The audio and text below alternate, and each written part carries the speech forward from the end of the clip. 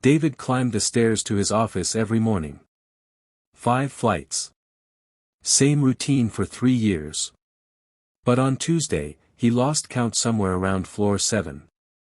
His building only had 5 floors. He tried to go back down.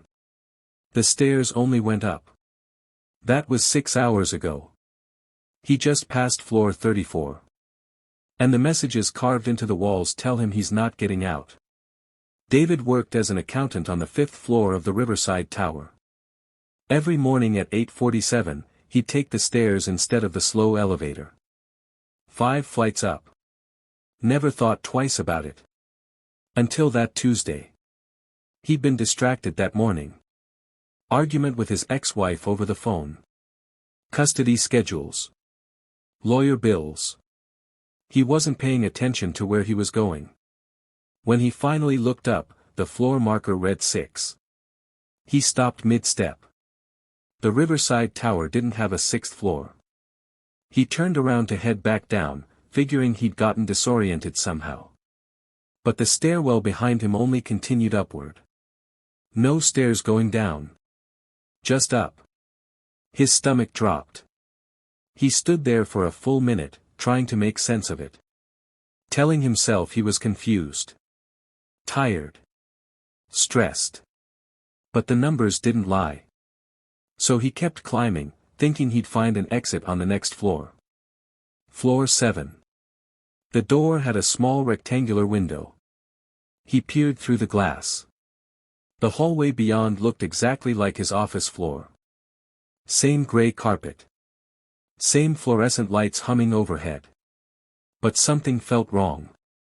The lights flickered. Slow and rhythmic. Like breathing.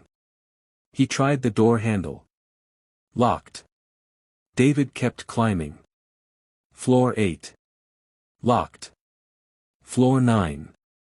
Locked. Floor 10. Through the window, he could see office desks covered in thick dust. Like no one had worked there in decades. By floor 12, sweat was soaking through his shirt. His heart hammered against his ribs. He pulled out his phone. No signal. The time display was frozen at 8:52 a.m. He climbed faster now. Taking the stairs 2 at a time. Floor 15. The walls here were painted beige instead of white. Floor 18. The floor number was spray-painted on the wall instead of the usual metal placard. Floor 21 had a window to the outside. He rushed to it and looked out. The view was completely wrong. He should have been seeing downtown. Office buildings. Traffic. The river in the distance. Instead, there was only fog. Thick gray fog pressed against the glass like something solid. Something alive. Floor 24. That's when he heard it. Footsteps below him. Someone else climbing. Hello. David called out. His voice echoed strangely in the stairwell, absorbed by the concrete. The footsteps stopped. For 3 seconds, there was complete silence. Then the footsteps resumed. Faster this time. Much faster. David ran. At floor 27, he found the first message. Carved deep into the concrete wall with something sharp. Maybe a key. Maybe a pen. The letters were crude but clear. Don't stop climbing. Below it, smaller. Marcus, day 4. David's hands trembled as he traced the carved letters with his fingers. Someone else had been here. Someone who'd been trapped for 4 days. He looked down into the stairwell below him. The footsteps had stopped again.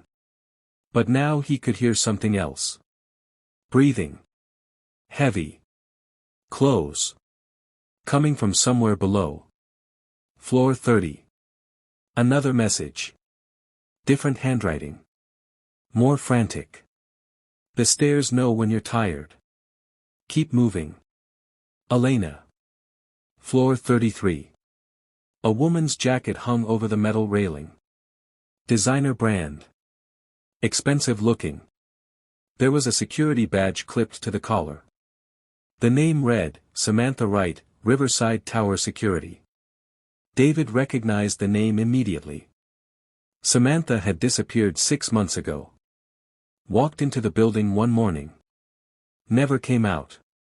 Police searched for 2 weeks. Found nothing. The case went cold. He stared at the jacket. It was damp to the touch. Fresh. Floor 36. A backpack sat in the middle of the landing. Black. Worn. David opened it with shaking hands. Inside, protein bars, water bottles, a flashlight. And a journal. He flipped it open. The handwriting started neat, but deteriorated into jagged scrawls as the pages went on.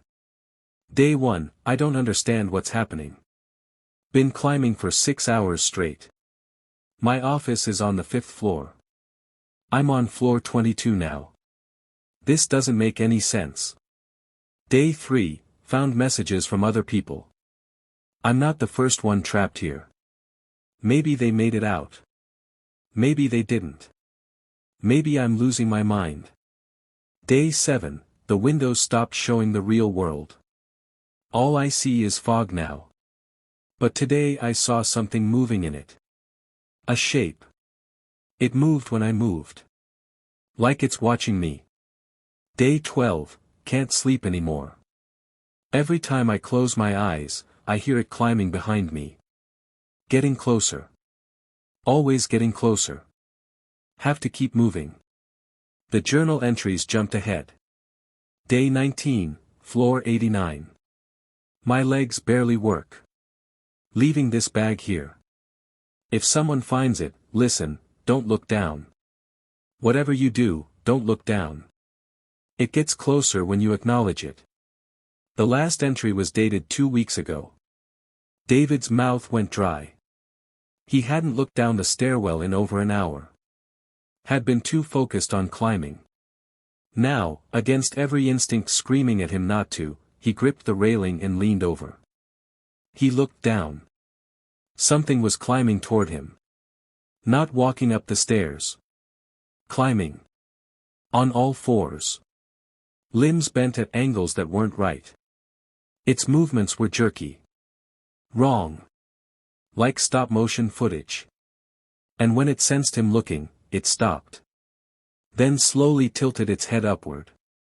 Its face was smooth. Featureless. Blank as a mannequin. Except for a mouth that split open too wide. David bolted up the stairs. Floor 39. 42. 45. His lungs burned. His legs screamed in agony. But behind him, he could hear it now. Scraping sounds. Clicking. Moving impossibly fast. Floor 50. He tried the door. Locked. Floor 52. Locked. Floor 55. The handle turned. He threw himself through the doorway and slammed it shut behind him, leaning his full weight against it. The hallway ahead stretched endlessly into darkness. Doors lined both sides. Hundreds of them. Identical. Stretching as far as he could see. No exit signs.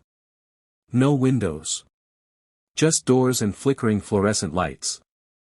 Behind the door he was holding closed, something scratched at the other side.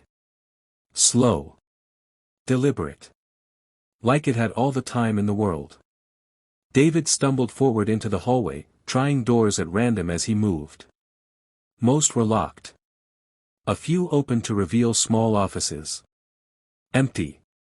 Abandoned. Everything covered in dust. One room had a desk calendar sitting open. The date read March 14, 1987. 36 years ago. To the day. Another office had photographs pinned to a corkboard. Employee ID photos. Dozens of them. He recognized some of the faces. People who disappeared from the Riverside Tower over the years. Missing persons. Cold cases. Assumed runaways. They'd all been here. At the end of the impossibly long hallway, he saw a door marked exit in faded red letters. David ran toward it. Grabbed the handle with both hands and pulled. It opened to another stairwell. Going up. A sound made him turn around. The thing from the stairs stood at the far end of the hallway. It was tall. Too tall. Its head nearly touched the ceiling tiles. It stood perfectly still, watching him with that blank, featureless face. Then it took one step forward. The lights flickered. David didn't have a choice. He went through the exit door and started climbing again. Floor 67. Floor 70. Floor 75. David's body moved on pure survival instinct now. His mind had gone somewhere else. He'd stopped thinking about escape. Stopped wondering why this was happening. He just climbed. Time had lost all meaning. Had it been hours? Days? At floor 89, he found the body. Slumped against the concrete wall. Skeletal. Clothing rotted to rags. A name tag still clung to what remained of the shirt. Marcus Chen. IT department. David fell to his knees. That was his brother's name. Marcus had disappeared 4 years ago. Different city. Different building. But the ID badge didn't lie. David's vision blurred with tears. That's when he saw the message carved into the wall above the body. The building isn't real. We're not climbing up. We're falling down. It just feels like up. Test it yourself. Marcus, day 47 inch. Below it, in fresher marks. He's right. I dropped my watch. It fell upward. We're in the space between floors. Where the building doesn't obey physics anymore. Elena, day 93 inch. And carved most recently. If you're reading this, you're already gone. The world outside moved on without you. You're part of the building now. A memory stuck in concrete. I've been here 6 months. I'm on floor 104. I can see the top now. There's a door up there. White. Glowing. I'm going to reach it. I'm going to open it. I'll carve what I find when I come back down. Samantha. There was no message after that. Samantha never came back. David looked up into the stairwell above him. In the distance, barely visible through the shadows, he could see it. A door at the very top. White. Gleaming in light that came from nowhere. Impossible to tell how far away it was. Behind him, the scraping sounds echoed up from below. Getting closer. Always closer. He had 2 choices. Stay here with his brother's remains and face whatever was climbing toward him. Or keep climbing toward a door that might lead nowhere. David stood up. And he climbed. The Riverside Tower still operates today. People work there 5 days a week. Take the elevator. Take the stairs. 5 floors. Nothing unusual. Completely normal. But every few years, someone goes missing. They walk into the building one morning. Swipe their badge. Head to their office. And they never come out. Security footage shows them entering the stairwell.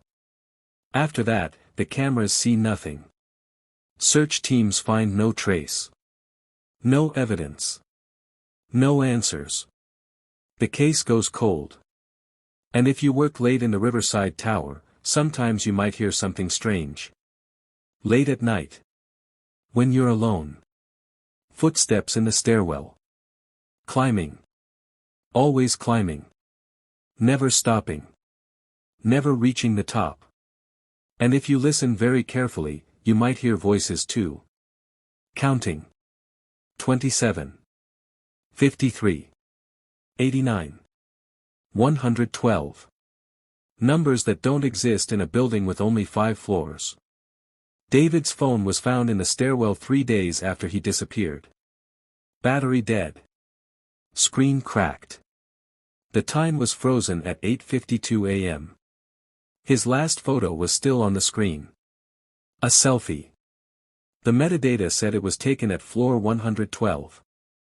In the background of the photo, barely visible, there's a white door. And standing in front of it, waiting. A figure. Too tall. Too thin. Arms too long. Face too smooth.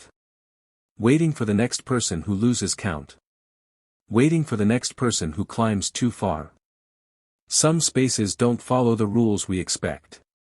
Some buildings remember things they were never supposed to remember. And some staircases don't lead anywhere. They just go up. Forever. Because the top isn't an exit. It's where the building keeps the ones who climbed too far. The ones who got lost between floors. The ones who are still trying to find their way out. Still climbing. Still counting. Still searching for a door that only leads deeper inside. If you enjoyed this story, don't forget to like, share, and subscribe for more.